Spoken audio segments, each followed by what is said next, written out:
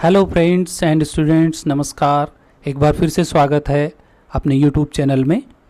पिछली लेक्चर में अंदर हमने कुछ न्यूमेरिकल प्रॉब्लम्स सॉल्व किए थे। आज और कुछ न्यूमेरिकल्स हम सॉल्व करने वाले हैं related to some basic concept of chemistry. तो देखिए, आज हमारा पहला क्वेश्चन जो है वो इस प्रकार है। 6.02 into 10⁻20 molecules of urea are present in 100 ml ऑफ its solution. The concentration of solution is, मतलब ये है कि आपको नंबर ऑफ मॉलिक्यूल्स दिए हुए हैं 6.02 इंटू 10⁻22 यूरिया के, जो कि 100 ml में सॉल्यूशन में प्रेजेंट हैं। तो आपको कॉन्सेंट्रेशन कैलकुलेट करना है। तो कॉन्सेंट्रेशन कैलकुलेट करने के लिए वही आपको फिर से मोलरिटी निकालना है। तो मोलरिटी के लिए इक्वेशन आपको याद रहना चाहिए। तो देखिए, इसका सॉल्यूशन हम किस टाइप से करेंगे। तो ये है हमारा सॉल्यूशन नंबर 16, उसी के कंटिन्यूशन में है। तो फर्स्ट लेक्चर में हमने 5 क्वेश्चन सॉल्व किए थे, सेकंड लेक्चर में हमने 10 क्वेश्चन सॉल्व किए थे एंड उसके आगे का क्वेश्चन नंबर है 16। तो देखिए, इसको हम सबसे पहले क्या करेंगे, मोलरिटी का फॉर्मूला लगाएंगे। तो मोलरिटी इज नथिंग बट क्या होता है, नंबर ऑफ मोल्स। तो आपको पहले नंबर ऑफ मोल्स लिखना है, number of moles divide by आपको वॉल्यूम लिखना है। वॉल्यूम आप लीटर में भी ले सकते हो, ml में भी ले सकते हो। यहाँ पर हम ml में लेंगे। जब आप ml में लेते हो तो मल्टीप्लाई बाई क्या करते हो, आप 1000 से ऊपर मल्टीप्लाई कर दोगे, करेक्ट। तो यहाँ पर हमारे पास मोलरिटी निकालना है हमको। तो नंबर ऑफ मोल्स कैसे कैलकुलेट करेंगे। तो देखिए, नंबर ऑफ मोल्स कैलकुलेट करते हैं जब मॉलिक्यूल्स से।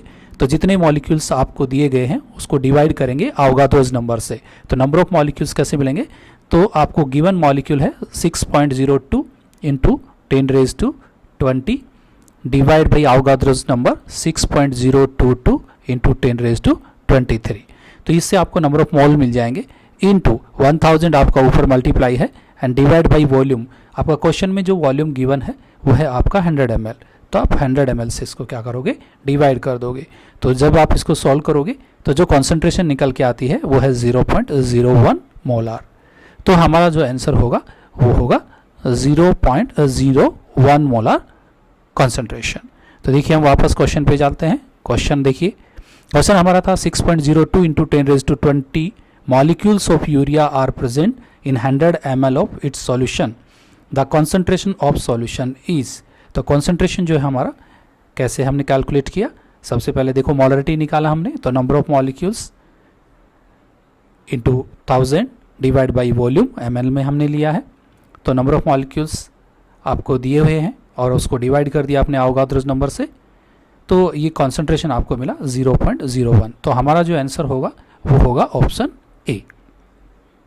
उसके बाद अगला क्वेश्चन देखते हैं। अगला क्वेश्चन हमारा है, an excess of AgNO3 is added to 100 ml ऑफ a 0.01 molar solution of dichloro tetra aqua chromium third complex, जो कि एक कॉम्प्लेक्स है। The number of moles of AgCl precipitated would be.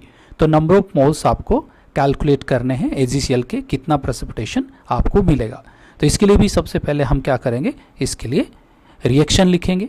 तो ये है हमारा सॉल्यूशन नंबर 17। तो सबसे पहले हम क्या करेंगे, हमारा इक्वेशन लिखेंगे। तो इक्वेशन इस तरीके से होगा कि आपका एक कॉम्प्लेक्स दिया हुआ है CrH2O4 यानी टेट्रा एक्वा हो गया एंड डाई क्लोराइडो है, तो Cl2 एंड Cl। इसकी रिएक्शन हमको करानी है AgNO3 के साथ में। तो जैसे ही इसकी रिएक्शन जब हम AgNO3 के साथ कराते हैं तो आपका ये माइनस चार्ज है, इस पर प्लस आएगा एंड ये प्लस है और इस पर माइनस है। तो आपको AgCl का जो है प्रेसिपिटेशन मिल जाएगा। तो आपका जो प्रोडक्ट होगा वो मिलेगा आपको AgCl, जो कि प्रेसिपिटेट बन जाएगा, वाइट PPT बनता है एंड प्लस साथ में आपको जो कंपाउंड मिलेगा CrH2O4 and Cl2 and then nitrate ion. तो यू नो दैट कॉम्प्लेक्स में क्या होता है कि कॉम्प्लेक्स का जब भी ब्रेकिंग होता है हमेशा क्या रहता है, प्राइमरी वैलेंसी ब्रेक होता है। तो ये आपका प्राइमरी वैलेंसी में क्लोराइड आयन है, तो ये ब्रेक हो जाएंगे जो सिल्वर के साथ में चले जाएंगे। तो आपको कितना प्रेसिपिटेशन मिला है, कितना अमाउंट आपको मिलेगा, वो आपको कैलकुलेट करना है। तो देखिए आगे हम कैसे करेंगे, तो मोलरिटी निकालेंगे, ठीक है। तो मोलरिटी इज इक्वल टू क्या होगा, molarity is nothing but m होता है। तो ये होता है आपका वेट यानी number of molecules divide by molar mass, और मोलार मास से हम इसको डिवाइड कर देते हैं तो हमको मोल मिल जाएंगे। मल्टीप्लाई बाई 1000 ऊपर मल्टीप्लाई करेंगे और डिवाइड बाई वॉल्यूम हम नीचे लेंगे जो कि ml में होगा, करेक्ट। तो यहाँ पर हम कैलकुलेट करेंगे वेट बाई मोलार मास। यदि हम कैलकुलेट कर लेते हैं, ठीक है, तो ये किसकी इक्वल आएगा, ये आएगा आपका मोलरिटी इनटू वॉल्यूम, ऊपर चला जाएगा, एंड डिवाइड बाई 1000, करेक्ट। तो यहाँ पर हम वैल्यू अपनी पुट कर देते हैं। तो मोलरिटी जो है वो हमको गिवन है, वो है 0.01 इनटू वॉल्यूम जो है वो 100 ml है, डिवाइड बाई 1000 से इसको डिवाइड कर देते हैं। तो ये सोल्व होकर के हमारा आंसर आता है 0.001। तो ये है आपका वेट बाई मोलार मास, मैंने आपका अमाउंट कितना मिलेगा। तो ये हमने कैलकुलेट कर लिया। तो हमारा जो आंसर होगा हम देख लेते हैं ये ऑप्शन हमारा किससे मैच कर रहा है। तो क्वेश्चन नंबर 17 देखिए, वापस मैं बता देता हूँ। An excess of silver nitrate is added to 100 ml ऑफ a 0.01 molar solution of dichloro tetra aqua chromium third chloride, the number of moles of AgCl precipitate would be. तो नंबर ऑफ मोल्स, क्योंकि आपने निकाला है weight by molar mass, और weight by molar mass जो होता है हमारा दैट इज नथिंग बट क्या होता है, मोल होता है। तो हमको AgCl के मोल कितने मिलेंगे, 0.01। तो हमारा जो आंसर होगा इसमें वो होगा ऑप्शन नंबर डी। देखिए अगला क्वेश्चन जो है वो इस प्रकार है। In an experiment it shows that 10 ml of 0.05 molar solution of chloride required to 10 ml of 0.1 molar solution of silver nitrate. Which of the following will be the formula of the chloride? X stand for the symbol of the element other than the chloride. मतलब X जो यहाँ पर आपको दिया गया है वो other than halogen कोई भी एलिमेंट हो सकता है जो हम यहाँ पर कैलकुलेट करेंगे, ठीक है। तो फॉर्मूला हमको देखना है कि हमारा फॉर्मूला क्या होगा, formula of the chloride. X2Cl होगा या X2Cl2 होगा या फिर XCl2 होगा या फिर XCl4 होगा। तो देखिए हम कैसे कैलकुलेट करेंगे, ये भी बहुत ही आसान है। तो सबसे पहले हम इनके मिलीमोल्स कैलकुलेट करेंगे। तो सॉल्यूशन नंबर 18 इस तरीके से होगा, सॉल्यूशन 18। तो सबसे पहले हम कैलकुलेट करेंगे मिलीमोल्स। तो देखिए हमको जो डेटा दिया हुआ है उसमें millimoles of solution of chloride, तो जो क्लोराइड रहेगा हमारे पास उसके हम मिलीमोल्स निकाल लेंगे।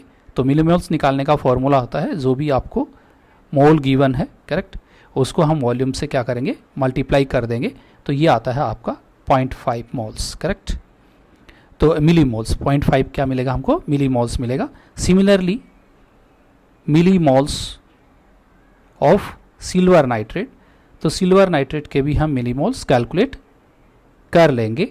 तो वो भी हम कैसे करेंगे, सिमिलरली जो भी हमारा मोल्स गिवन है और वॉल्यूम से इसको मल्टीप्लाई करेंगे। तो यहाँ पर हमको मिल जाता है 1 मिलीमोल्स, करेक्ट। तो इस इक्वेशन से आप देख पा रहे हो कि क्लोराइड जो सॉल्यूशन के हैं उसके मिलीमोल्स मिलते हैं हमको 0.5, और जो हमारा सिल्वर नाइट्रेट का सॉल्यूशन होगा उसके मिलीमोल्स मिलते हैं 1। So the millimole of silver nitrate are double than the chloride solution. तो ये जो है हमारे डबल हैं। तो इसके लिए इक्वेशन क्या होगा, इक्वेशन ये होगा कि जो भी हमारा XCl2 होगा उसकी रिएक्शन AgNO3 के साथ में हो रही है, करेक्ट। और AgNO3 यहाँ पर क्या आएगा, डबल अमाउंट लगेगा। तो आप जब इसको बैलेंस करोगे तो ये मिलता है आपका 2AgCl and plus X nitrate. तो यू नो दैट X का जो होगा उसका वैलेंसी 2 होगा।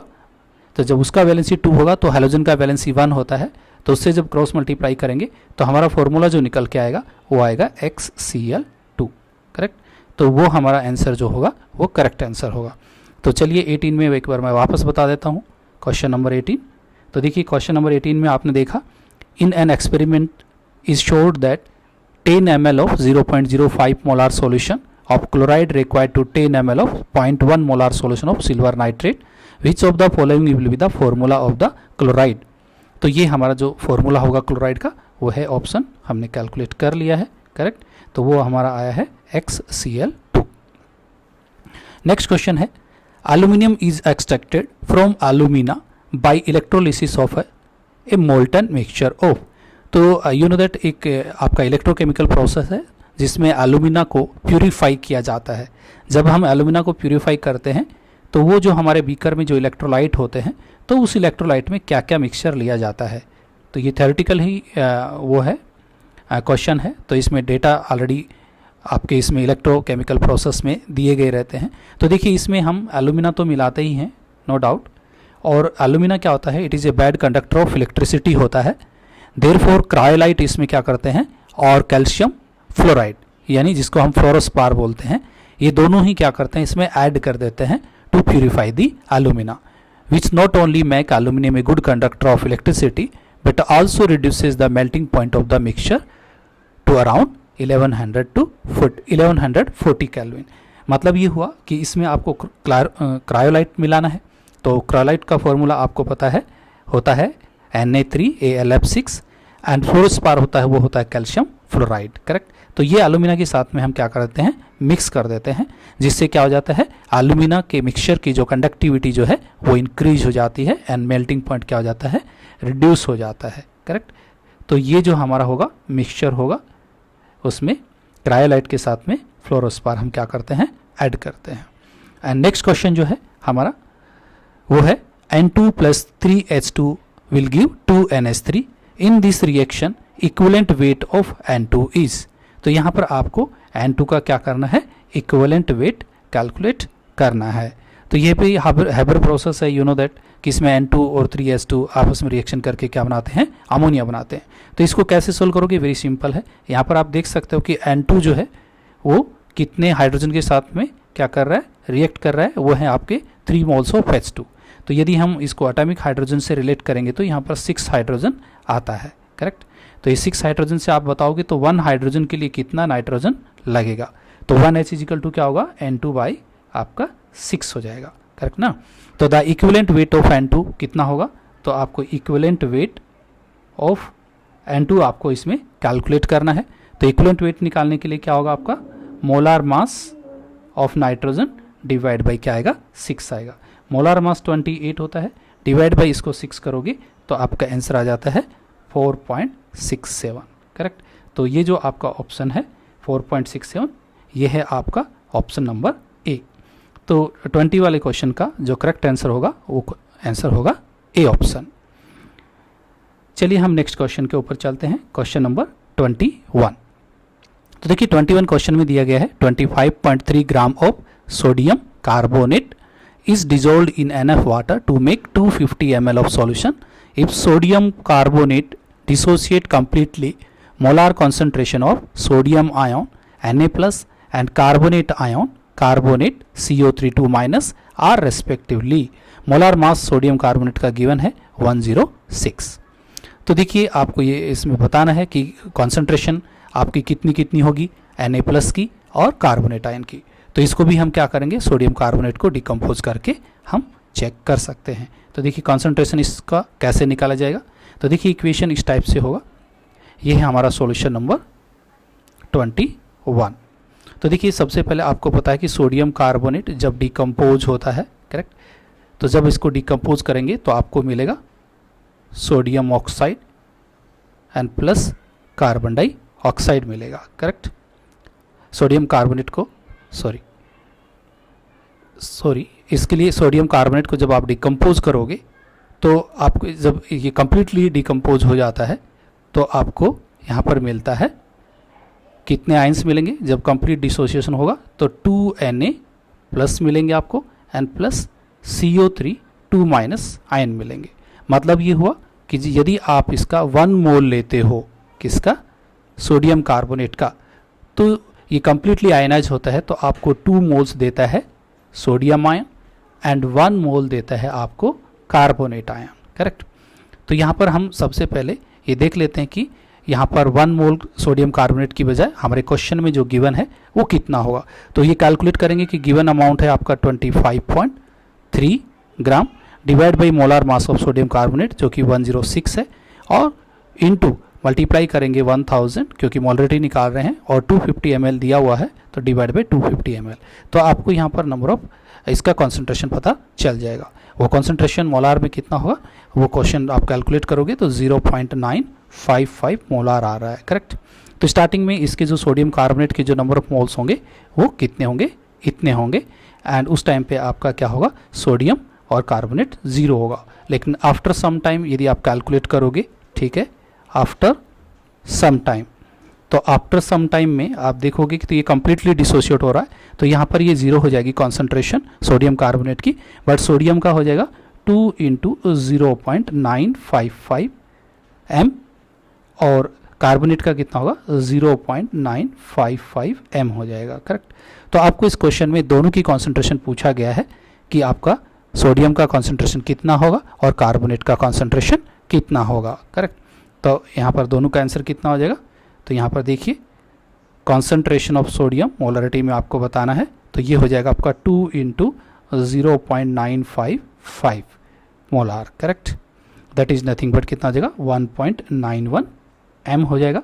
और सिमिलरली आपकी कॉन्सेंट्रेशन ऑफ कार्बोनेट आयन वो कितना हो जाएगा, क्योंकि यहाँ पर 1 मोल ही बना हुआ है, तो 1 इंटू 0.955 m करेंगे तो आपकी कॉन्सेंट्रेशन आती है 0.955 m आ जाती है, करेक्ट।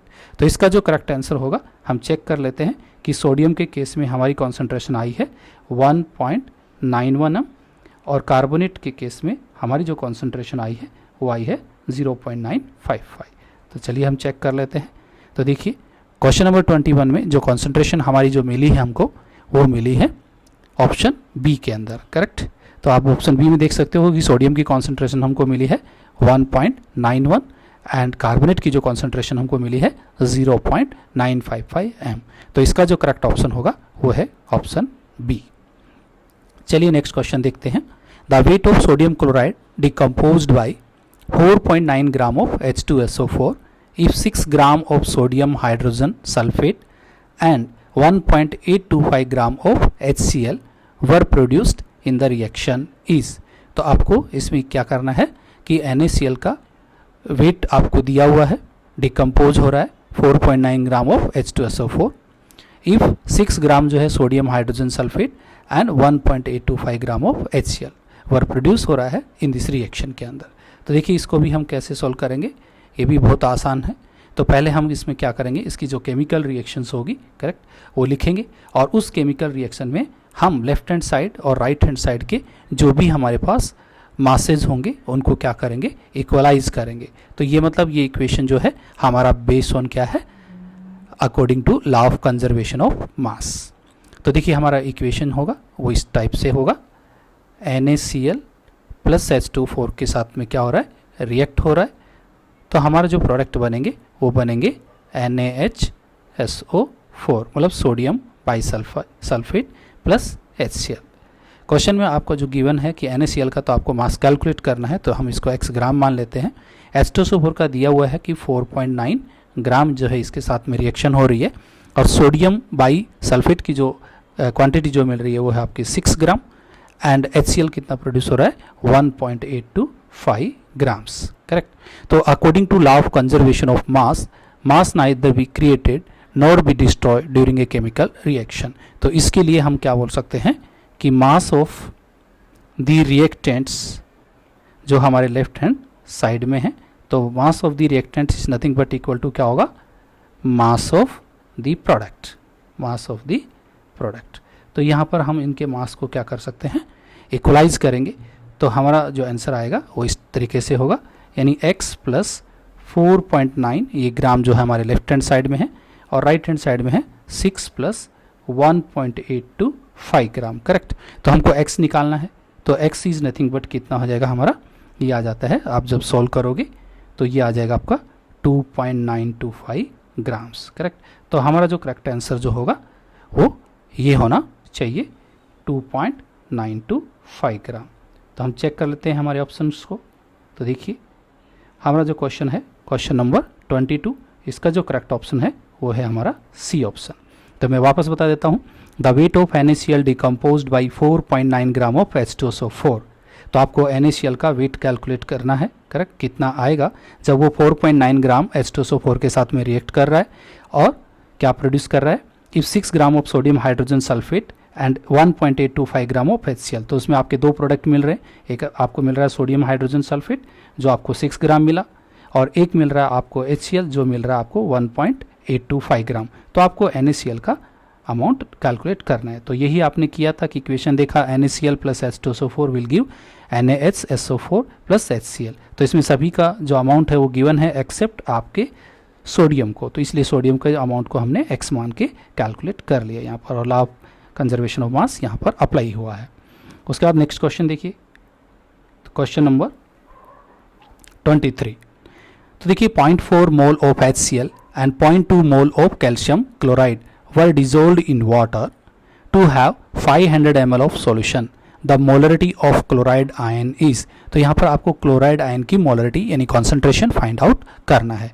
तो यहाँ पर आपकी दो इक्वेशन बनेंगी, यानी HCl डिकम्पोज होगा तो वो भी आपका क्लोराइड आयन प्रोड्यूस करेगा, and 0.2 mole of calcium chloride decompose होगा तो उससे भी आपको क्लोराइड आयन मिलेंगे। तो आपको टोटल क्लोराइड आयन का मोल्स निकाल लेना है और उसके बाद उसकी मोलरिटी कैलकुलेट कर लेनी है। तो देखिए इस क्वेश्चन को हम किस तरीके से करेंगे। तो ये क्वेश्चन भी क्या है, बहुत ही आसान है। तो देखिए ये है हमारा क्वेश्चन नंबर 23।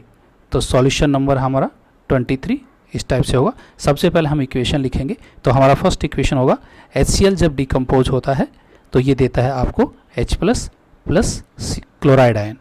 तो यहाँ पर क्वेश्चन में गिवन है कि यहाँ पर कॉन्सेंट्रेशन HCl की कितनी है, तो HCl की कॉन्सेंट्रेशन दी हुई है 0.4 मोल्स। तो जब ये डिकम्पोज होगा तो यू नो दैट ये 1 मोल है और 1 मोल आपको H प्लस मिलेगा और 1 मोल ही आपको क्या मिलेगा, Cl माइनस मिलेगा। तो यदि आपका 0.4 मोल ऑफ HCl है तो Cl भी कितना मिलेगा आपको, 0.4 मोल्स आपको मिलेगा। करेक्ट, ये इक्वेशन हमारा क्या है, 1 है। अब सेकंड इक्वेशन भी लिखेंगे हम कि कैल्शियम क्लोराइड जब डिकम्पोज होगा तो आपको क्या मिलेगा, कैल्शियम 2 प्लस आयन मिलेंगे and plus 2 Cl minus ion आपको मिलेंगे। ये आपका इक्वेशन नंबर क्या है, 2 है। इसमें भी हम यदि मोल की बात करें तो कैल्शियम क्लोराइड के भी मोल कितने हैं, 0.2 मोल्स लिया गया है। तो 0.2 मोल जब डिकम्पोज होगा तो यू नो दैट 1 मोल आपको कैल्शियम आयन मिलता है एंड 2 मोल क्लोराइड मिलता है। तो क्लोराइड की कॉन्सेंट्रेशन क्या होगी, इस बार 2 से मल्टीप्लाई कर देंगे हम। करेक्ट, तो ये आ जाता है हमारा 0.4 मोल आ जाता है। करेक्ट, तो हमको टोटल नंबर ऑफ मोल्स हम कैलकुलेट करेंगे यहाँ पर। तो टोटल हमारे मोल्स कितने होंगे, तो देखिए टोटल क्लोराइड आयंस के जो मोल्स मिलेंगे हमको वो कितने होंगे, that is nothing but first equation से 0.4 मिल रहा है, सेकंड इक्वेशन से भी हमको 0.4 मिल रहा है। तो टोटल नंबर ऑफ मोल हमको मिल जाते हैं 0.8 मोल्स। करेक्ट, जब 0.8 मोल मिल जाते हैं तो अभी हम इसकी क्या कर लेंगे, मोलरिटी कैलकुलेट कर लेंगे। तो मोलरिटी के लिए इक्वेशन हमको मालूम है कि मोलरिटी इज इक्वल टू क्या होगा, नंबर ऑफ मोल्स, तो मोल्स ऊपर हम रखेंगे number of moles divide by नीचे हम वॉल्यूम, और वॉल्यूम हमारा लीटर में होता है। यदि आप इसी चीज़ को ml में कैलकुलेट करना चाह रहे हो तो आप ये भी लिख सकते हो, moles divide by volume in ml लिख सकते हो, और ऊपर फिर क्या करेंगे 1000 से उसको मल्टीप्लाई करेंगे। करेक्ट, तो यहाँ पर हम मोलरिटी निकाल रहे हैं इसकी। तो मोलरिटी कैसे होगी, तो देखिए इसलिए हमारा जो मोलरिटी होगा वो इस प्रकार होगा, मोलरिटी ऑफ क्लोराइड आयन कितना होगा, नंबर ऑफ मोल्स हमको मिले हैं 0.8 और वॉल्यूम हम लीटर में ले लेंगे, जो 500 ml दिया हुआ है तो 0.5 आ जाएगा हमारा। करेक्ट, तो इसकी कैलकुलेशन जब करेंगे तो ये आता है 1.6 m। तो हमारा जो करेक्ट आंसर होगा वो होगा 1.6 m कॉन्सेंट्रेशन हमको क्लोराइड की मिलेगी। तो मैं वापस बता देता हूँ इस क्वेश्चन में हमने क्या किया है। तो देखिए HCl जो है 0.4 मोल डिसोसिएट हो रहा है, तो आपको क्लोराइड के मोल्स कितने मिलेंगे, तो 0.4 मोल हमको मिले। दूसरा जो कंपाउंड है हमारा कैल्शियम क्लोराइड है वो भी डिकम्पोज होकर के 2 Cl माइनस देता है। तो 0.2 मोल्स कितने क्लोराइड आयन देंगे, तो 2 मल्टीप्लाई बाई 0.2 किया तो वहाँ पर भी हमको 0.4 मोल मिला, and total number of moles जो हमको मिले हैं 0.4 plus 0.4 is equal to 0.8 moles. जब हमको मोल्स पता चल गया है क्लोराइड आयन के तो अब हम उनकी क्या कर सकते हैं, मोलरिटी निकाल सकते हैं, यानी उसकी कॉन्सेंट्रेशन निकाल सकते हैं। तो देखिए हमारा जो ऑप्शन है वो ये है। तो देखिए क्वेश्चन नंबर 23, तो 23 का ऑप्शन जो हमारा करेक्ट आंसर जो आया है वो है ऑप्शन नंबर बी। अब चलिए हम नेक्स्ट क्वेश्चन करते हैं 24। Haemoglobin contains 0.334% of iron by weight, the molecular weight of haemoglobin is approximately 67,200, the number of iron atoms जिसका atomic weight of iron is 56 है, present in 1 mole of haemoglobin are. तो यहाँ पर हम उसको कैसे कैलकुलेट करेंगे, ये भी बहुत आसान है। तो चलिए इस क्वेश्चन को हम कैसे करेंगे। तो देखिए सबसे पहले हमारे पास जो भी गिवन डेटा है वो हम कैलकुलेट कर लेंगे, करेक्ट। तो ये है हमारा सॉल्यूशन 24। तो सबसे पहले हम लिखेंगे कि गिवन है हमारे पास क्या क्या गिवन है, परसेंटेज ऑफ द आयरन। तो परसेंटेज ऑफ द आयरन जो क्वेश्चन में हमको गिवन है वो है हमारा 0.334% है, करेक्ट। एंड मोलार मास भी दिया गया है, molecular mass of the haemoglobin, correct. तो हीमोग्लोबिन का जो मॉलिक्यूलर मास होगा वो है हमारा 67,200 दिया हुआ है, correct. And atomic weight of iron भी हमको दिया हुआ है। तो एटॉमिक वेट ऑफ आयरन, तो एटॉमिक वेट ऑफ आयरन कितना होता है, 56 होता है। तो ये डेटा जो है हमारे गिवन है। तो we know that the number of iron atom, तो नंबर ऑफ आयरन एटम कैसे कैलकुलेट होंगे। तो देखिए नंबर ऑफ आयरन एटम्स, तो नंबर ऑफ आयरन एटम्स निकालने का फॉर्मूला आपको पता ही है, क्या होगा, पहले नंबर ऑफ मोल्स हमको पता रहना चाहिए और उसके बाद में नंबर ऑफ मोल्स यदि हमको पता रहेगा, ठीक है, तो उससे हम अवगाद्रो से फिर मल्टीप्लाई कर सकते हैं। और यहाँ पर तो हमको प्योरिटी दे के रखा है, तो वैसे ही हम यहाँ पर कैलकुलेट कर सकते हैं विदाउट एनी मोल्स। तो नंबर ऑफ आयरन एटम्स कैसे कैलकुलेट करेंगे, तो मॉलिक्यूलर वेट जो हमको गिवन है, मॉलिक्यूलर वेट ऑफ हीमोग्लोबिन, ये हम ऊपर रखेंगे, डिवाइड बाय 100 और परसेंटेज प्योरिटी जो है वो हम ऊपर मल्टीप्लाई करेंगे परसेंटेज ऑफ आयरन, उससे हम उसको क्या करेंगे, मल्टीप्लाई करेंगे। और नीचे 100 और मल्टीप्लाई बाई क्या करेंगे, यहाँ पर एटॉमिक वेट जो हमको दिया गया है ऑफ आयरन, उससे हमको क्या करेंगे, डिवाइड कर देंगे, करेक्ट। तो ये जो हम कैलकुलेशन जब करेंगे तो सभी हम यहाँ पर अप्लाई कर देते हैं। तो 67,200 हमें दिया गया है molecular weight of the haemoglobin, और परसेंटेज जो दिया हुआ है वो है 0.334% ऑफ आयरन, डिवाइड बाई 100 और मल्टीप्लाई बाई क्या करेंगे, the amount of atomic weight of iron जो कि 56 है। इसको हम कैलकुलेट कर लेते हैं। तो ये हमारे पास आता है कैलकुलेशन के बाद 4। तो यहाँ पर नंबर ऑफ एटम आपको आयरन के निकालने हैं, तो कितने आएंगे, 4 एटम आएंगे, क्योंकि ये आपको पता है कि टोटल जो वेट है उसका 56 है, करेक्ट। तो उसमें से लेकिन परसेंटेज जो है 67,200 के अंदर, मोलार मास के अंदर, उसका जो आयरन का परसेंटेज है वो बहुत ही कम है, यानी 0.334% है। तो उसमें नंबर ऑफ आयरन एटम जो है आपके 4 आएंगे। तो ये हमारा आंसर हुआ 4। तो देख लेते हैं वापस क्वेश्चन। तो क्वेश्चन देखिए 24 आपका जो क्वेश्चन नंबर है, haemoglobin contain 0.334% of iron by weight, the molecular weight of haemoglobin is approximately कितना है, 67,200। The number of iron atom present in 1 molecule of haemoglobin are, यानी आपको 1 मॉलिक्यूल के अंदर, हीमोग्लोबिन के अंदर आपको बताना है आयरन के नंबर ऑफ एटम कितने होंगे। तो ये हमने कैलकुलेशन कर लिया है, जो हमारे कितने आए हैं, 4 आए हैं, करेक्ट। एंड अगला क्वेश्चन जो है हमारा देखिए, mole fraction of methanol in its aqueous solution is 0.5, the concentration of solution in terms of percent by mass of methanol is.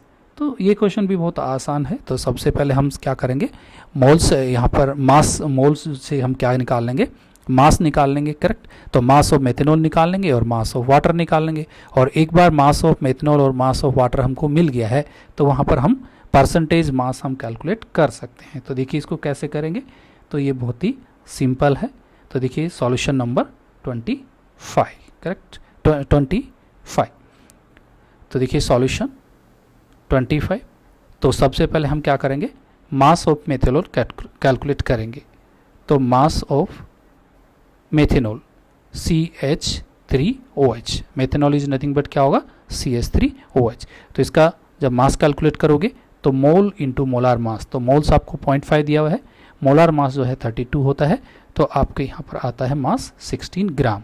Similarly mass of water भी यहाँ पर कैलकुलेट करेंगे, mass of water in solution, correct. तो mass of water कितना होगा solution के अंदर, उसका भी मोल्स इनटू मॉलिकुलर जो मास होता है 18, तो दैट इज नथिंग बट 9 ग्राम हमको मिल गया है। तो आपको क्या करना है, परसेंटेज बाय मास मेथेनॉल कितना होगा, तो आपको निकालना है मास परसेंटेज ऑफ CH3OH। तो मास परसेंटेज कितना होगा, तो अमाउंट कितना है हमारा मेथेनॉल का, वो है आपका 16। टोटल मास हम नीचे करते हैं 16 + 9, इसको हम डिवाइड करेंगे और मल्टीप्लाई बाई क्या करेंगे 100 कर देंगे। तो यहाँ पर हमारा मास परसेंटेज ऑफ मेथेनॉल मिल जाता है, जो हमारा कितना आएगा 64% आता है। तो हमारा जो आंसर होगा यहाँ पर वो होगा 64%। तो 25, क्वेश्चन नंबर 25 एक बार फिर से देख लेते हैं। तो यहाँ पर देखिए 25 जो है क्वेश्चन नंबर वो है mole fraction of methanol in its aqueous solution is 0.5. The concentration of solution in terms of percent by mass of methanol is, तो हमने देख लिया कि हमारा जो आंसर है वो आता है 64। तो 64 हमारा जो ऑप्शन है वो है ऑप्शन नंबर सी, करेक्ट। तो अभी हमारा जो नेक्स्ट क्वेश्चन है वो है क्वेश्चन नंबर 26।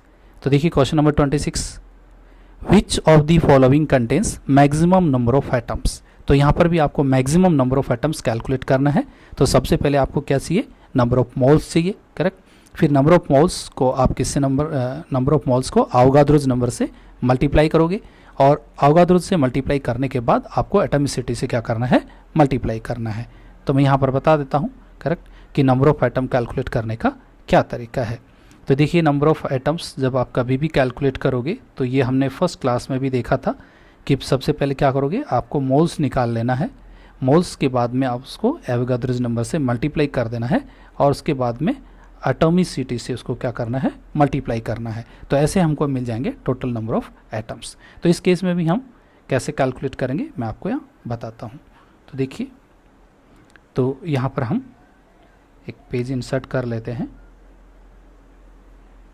तो देखिए ये है हमारा क्वेश्चन नंबर 26, सॉल्यूशन नंबर 26।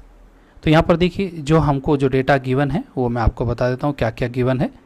तो देखिए 26 में हमको जो दिया गया है आपका 6.023 इंटू 10⁻21 मॉलिक्यूल्स ऑफ CO2। तो इसमें नंबर ऑफ आपको क्या निकालने हैं, एटम्स निकालने हैं, ठीक है। तो यहाँ पर भी नंबर ऑफ एटम्स जब आप कैलकुलेट करते हो, ठीक है, तो क्या होगा, मोल्स। अब यहाँ पर मोल्स निकालने का तरीका क्या होगा, जो गिवन मॉलिक्यूल्स हैं उसको आप अवोगाद्रोज नंबर से क्या करोगे, डिवाइड कर दोगे। तो गिवन मॉलिक्यूल्स आपके कितने हैं, 6.023 इंटू 10⁻²।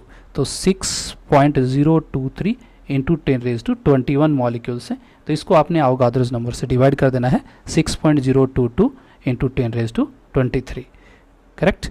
तो ये आपको मोल्स मिलेंगे, और जब एक बार मोल मिल गए तो उसको एवोगाद्रोज नंबर से मल्टीप्लाई करके और मल्टीप्लाई बाय एटमिसिटी। तो यहाँ पर एटमिसिटी कितनी हो जाएगी, क्योंकि आपका कार्बन डाइऑक्साइड दिया हुआ है जिसमें नंबर ऑफ एटम 3 है, तो आप यहाँ क्या करोगे, 3 से मल्टीप्लाई कर दोगे। ये हमारा फर्स्ट ऑप्शन हुआ। सेकेंड ऑप्शन जो है आपका ये है कि इसमें दिया गया है 0.44 ग्राम ऑफ CO2। तो यहाँ पर भी आप नंबर ऑफ मोल्स कैलकुलेट करोगे, atoms, number of atoms calculate करोगे तो आपको मोल्स निकालना पड़ेगा। तो 0.44 divide by molar mass of carbon dioxide, वो जो है आपका 44 होगा, इनटू फिर यहाँ पर भी आपको Na करना है, इनटू एटमिसिटी, यहाँ पर भी एटमिसिटी कितना है, 3 है। तो ये आपका जो आंसर है वो आ जाता है 0.01 इंटू Na आ जाएगा, इंटू 3 आ जाएगा, करेक्ट। अब सी ऑप्शन जो दिया हुआ है आपको, वो दिया गया है आपको 22.4 litre of CO2 at STP। तो यू नो दैट इसमें भी आपको क्या करना है, नंबर ऑफ एटम्स कैलकुलेट करना है। तो पहले आपको वही मोल्स निकालने पड़ेंगे। तो मोल निकालने के लिए किसी भी गैस का मोल निकालते हैं तो जो फॉर्मूला होता है वो ये होता है कि गिवन वॉल्यूम को हम 22.4 से क्या करेंगे, डिवाइड कर देंगे, दैट इज़ नथिंग बट 1 मोल आ जाएगा। फिर वही आप अवोगाद्रोज नंबर से मल्टीप्लाई करोगे और फिर एटमिसिटी से आप क्या करोगे, मल्टीप्लाई। तो एटमिसिटी यहाँ पर भी क्या है, 3 है। तो देखिए 3 तो सब में है, तो आप सबसे ज़्यादा, और डी ऑप्शन में आपका जो दिया हुआ है वो दिया हुआ है नन ऑफ दिस, यानी इनमें से कोई भी नहीं। तो आप यहाँ पर देख सकते हो कि मैक्सिमम नंबर ऑफ आपको किस में मिलेंगे, एटम्स किस में मिलेंगे। तो ऑप्शन सी में देखिए, जो ऑप्शन सी है, क्योंकि यहाँ पर ये 1 मोल आ रहा है, that is nothing but 1 into Na into 3, that is nothing but 3Na, correct. तो सबसे ज़्यादा नंबर ऑफ मॉलिक्यूल्स आपको जो मिल रहे हैं वो है ऑप्शन आपका सी में। तो यही आपको क्वेश्चन में पूछा गया है कि सबसे ज़्यादा नंबर ऑफ मॉलिक्यूल किस में होंगे, करेक्ट। तो देख ले सकते हैं आप वापस। तो क्वेश्चन ये था which of the following contains maximum number of atom, ठीक है। तो हमारा जो आंसर था वो आंसर है हमारा 22.4 litre of CO2 at STP, क्योंकि यहाँ पर 1 मोल आएगा और उसको नंबर ऑफ एटम से मल्टीप्लाई मतलब 3 से मल्टीप्लाई करना पड़ेगा एटमिसिटी से, तो यहाँ पर मैक्सिमम नंबर ऑफ आपके एटम्स आपको मिल जाएंगे।